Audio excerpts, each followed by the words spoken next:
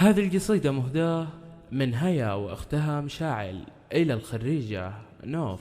باركوا للي خذ التاج المعالي، باركوا للي خذ التاج المعالي وحققت حلم التخرج والشهادة. افرحي يا نوف يا بنت الرجال، والبسي ثوب التخرج والقلادة.